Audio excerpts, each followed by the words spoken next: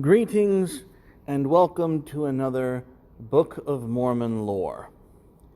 Today, we're going to go over the tale of the Exemplar of progressive privilege, Amalickiah. Now, to truly explain the creation of the villain known as Amalickiah, we must first start with the origins of Nephite democracy. You see, up until this point, the Nephites had had a series of kings. After this series of kings, the last king, Mosiah, decided that he was going to gift democracy to his people because, as it was shown in their records and in their political climate, kings were a source of, well, evil, to put it lightly. So when King Mosiah granted democracy to his people through executive fiat, the first chief judge, was a prophet named Alma the Younger. However, Alma the Younger was also the prophet, which created a bit of a de facto theocracy. In the aftermath of this development, Alma the Younger, the prophet, learned that as he was serving as both chief judge and the prophet, he had neglected his ecclesiastical duties. And so he abdicated the chief judgeship and gave it to another chief judge named Pahoran. Now, when the prophet steps down as both prophet and chief judge, in society this tends to create a power vacuum. That power vacuum was filled by none other than Amalickiah. Amalickiah, it seemed, wanted to return to the old ways of monarchy. Now, Amalickiah is presumed to be what we would call in democracy a lower judge. And he and a bunch of other lower judges decided that the monarchy was a better system of government. Now, I know what some of you are thinking. Truly, this is a base decision. This is a wise and prudent return to tradition. However, Amalickiah's true colors showed when he tried to take and make the Nephites reassert this monarchy. You see, Amalickiah had this idea that if he flattered enough of his fellow judges, and if he were to exert himself militarily, that he would surely come off as conqueror. He was, of course, rebuffed and rejected not only by the people, but by the hero of the former video, the Captain Moroni. After he was rejected both, shall we say, socially, politically, and militarily, he then tried to escape with his fellow kingmen until he was cut off by Captain Moroni, and then had to escape by other means. This meant, of course, leaving the majority of his other followers, the kingmen, in the hands of Captain Moroni. Now, this caused Amalickiah to behave rashly. Amalickiah decided that he was going to swear an oath to drink the blood of Captain Moroni. As we're going to see by the end of this tale, that didn't end very well. Regardless, we know that Captain Moroni suffered the kingmen to live so long as they returned peacefully back to the capital of the Nephite civilization. A mistake he might live to regret later, but he fixed it after all. But we're going to follow the story of Amalickiah even further. Amalickiah was not content to simply run away. You see, Amalickiah was truly the exemplar of what we will now call progressive privilege. You see, he decided to go back into the Lamanites, who were the mortal enemies of the Nephite nation. And as he did so, he went to their king and flattered him, very much like he had flattered the lower judges, with a slight caveat that we of modernity might appreciate.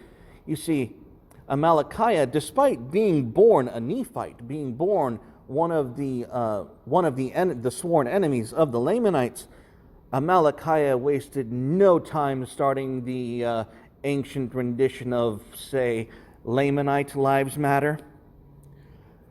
And so he was very successful in swaying the king to giving him control of his armies and marching on the Nephite nation. But there was a little problem, you see. Some of the Lamanite army had already faced Captain Moroni and the might of his warriors. Some of them had even sworn a covenant to never fight Captain Moroni again, knowing that going to fight Captain Moroni and the Nephite nation would mean, under no uncertain terms, certain death. So the Lamanite king presented this problem to Amalickiah, and Amalickiah said, hey, not a problem. Give me some of your armed forces, and we will go conscript them, and they will join us. You will be a whole kingdom. The Lamanite king agrees. And so off Amalickiah goes to unite the Lamanites. Is this already sounding a little bit familiar? It's about to get a whole lot more familiar. Amalickiah meets this remnant, this separation of the Lamanite forces, and demands to meet with them. Now, their renegade leader was a bit wise on this act, and he would not even deign to meet with Amalickiah under any uncertain terms. He wouldn't meet him on a middle ground, certainly, and certainly not in the middle of the night, nor in the high noonday. He told him to shove off and just be gone. They would not fight Captain Moroni. This might give you an inclination as to the strength and might of Captain Moroni and his armies. So Amalickiah did something straight from the playbook of Saul Alinsky. Amalickiah went straight to the renegade leader. No guards, no protection, just said, hey, I want to talk. And he explains his woes to this renegade Lamanite, this poor renegade, and says, look, I'm a renegade too, I am a refugee. I don't want to go to war either, so why don't we take your forces, surround my forces that the Lamanite king made me send here, wink, wink, and make me your number two, and all will be well. And so, the renegade Lamanite, with his armed forces, decided, hey, this is a great deal. I'll expand my numbers, and I'll secure my position and maintain my peace. Cool deal, right? So they do it. Now Amalickiah has, essentially, the combined Lamanite army, and then he starts to slowly poison the head guy. Now, I don't know about you, but this sounds a lot like the ancient rendition of Bernie Sanders at the DNC. Superdelegates, except with poison instead of actual superdelegates. And so we come to the point where Amalickiah, by treachery and assassination, has effectively secured himself the entire Lamanite army. But Amalickiah is not done. No, not at all. Amalickiah then continues on his conquest, his soft coup, so to speak. He, under the banner of grievance studies and social justice and intersectionality, marches with his wholesale army to the Lamanite king and his court. And he instructs his men who go with him to tell the king the good news and to then kill the king. Now, as they do so, of course, all of the king's servants flee the scene knowing that they're probably next. Well, Amalickiah comes after the news is delivered and finds that the king has been slain. Surprise, surprise. And the blame for the murder is placed on the servants who had attended their king rather than Amalickiah and his fellow henchmen. And it is here that Amalickiah becomes the king of the Lamanites.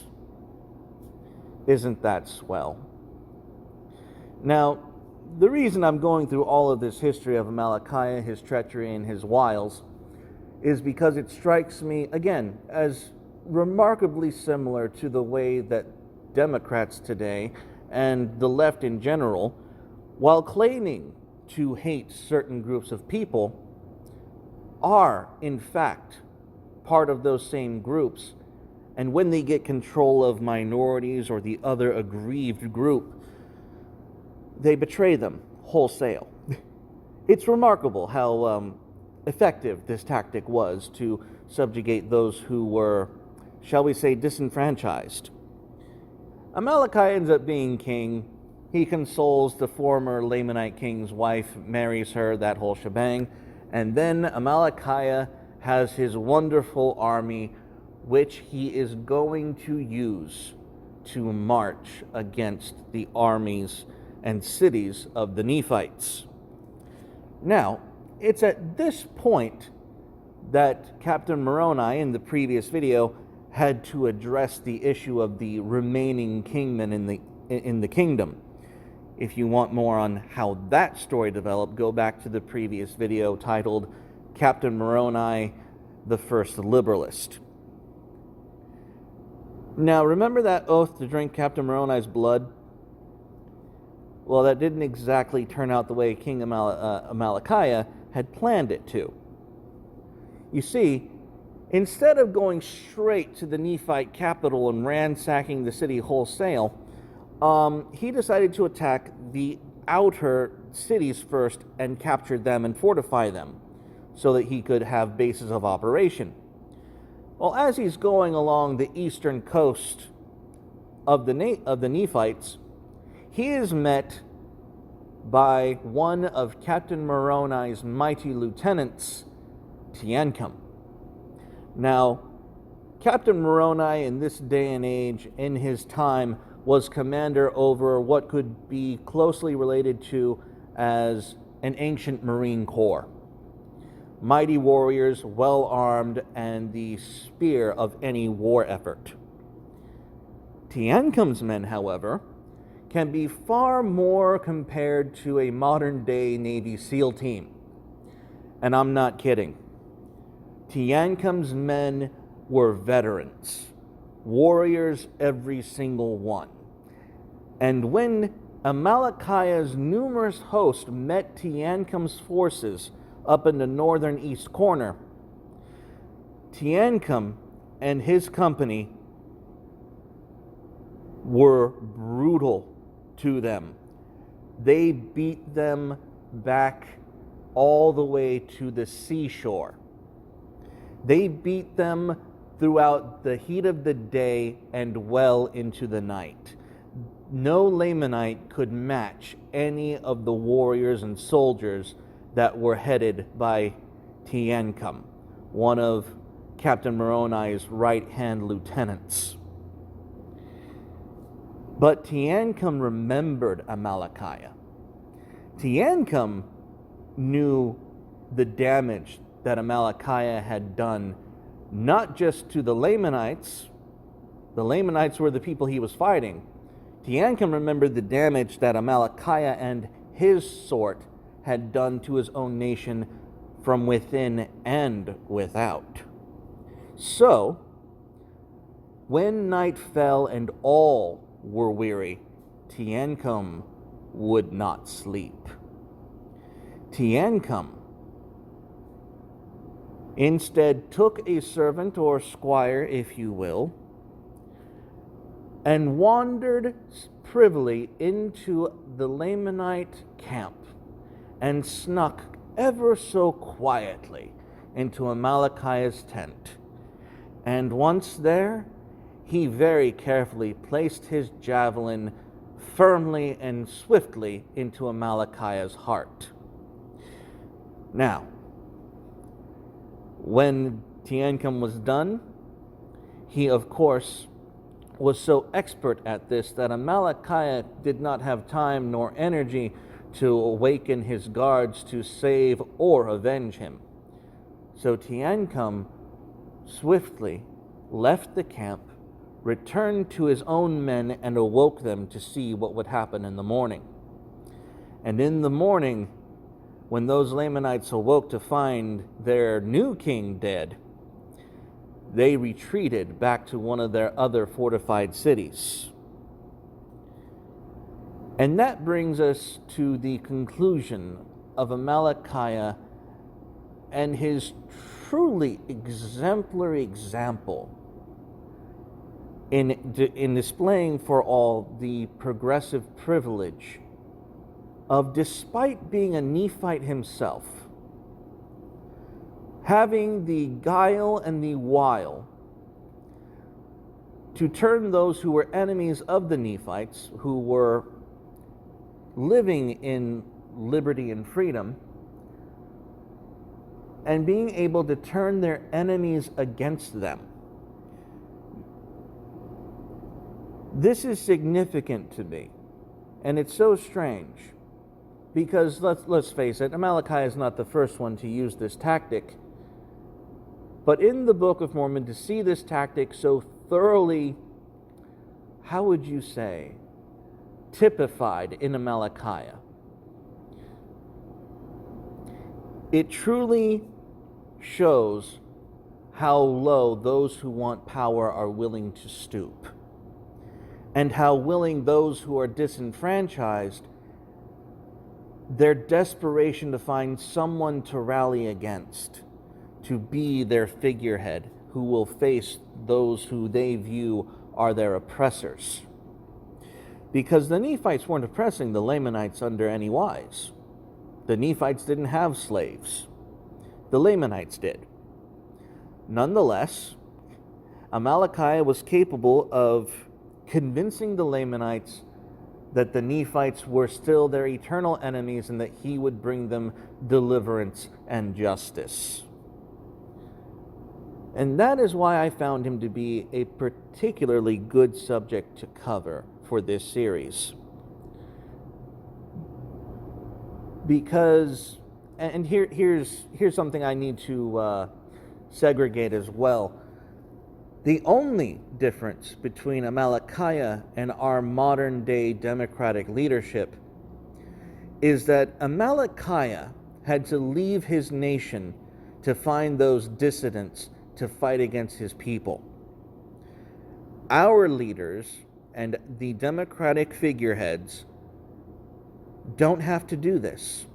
Those people they are capable of sowing destruction, discord, and discontent through the progressive agenda of intersectionality, of grievance studies, of social justice.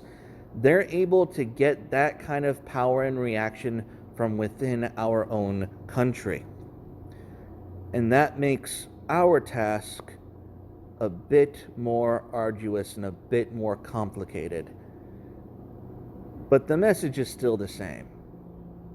Those who fight against liberty get the spear.